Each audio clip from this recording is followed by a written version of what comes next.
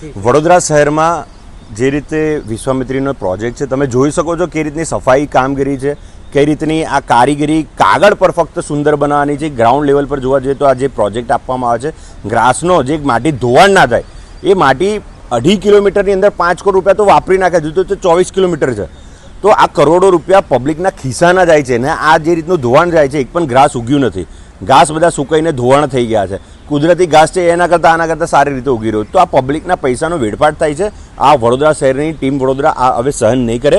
આના માટે સૌ કોઈ લોકોએ વડોદરા શહેરના નાગરિકોએ પણ જાગૃત થવું પડશે, અવાજ ઉઠાવવો પડશે. આ કરોડો રૂપિયા અમારા નથી, આપણા છે, વડોદરા શહેરની જનતાના છે. જો જનતાએ આવા ખોટું કામ થતું હોય તો સવાલ પૂછવો જોઈએ કે આ કઈ રીતનું ખોટું કાર્ય થઈ રહ્યું છે. અને આવા કાર્ય કરતા હોય તો ભારતીય જનતા પાર્ટી જે સત્તા પર બેઠા છે, જે કોઈ કોર્પોરેટરો છે, જે વિરોધ પક્ષ છે, એમને આપણે પૂછીશું કે ભાઈ આ આવી રીતે કાર્ય થાય છે તો તમારા માધ્યમથી કેમ તમે અવાજ નથી ઉઠાવતા કે પબ્લિકના પૈસા આ રીતે વેડફાટ ચૂંટીને અમે તમને મોકલ્યા છે, હવે તમે લોકો જ નહીં બોલો તો અમારે બોલીને મતલબ નહીં ને.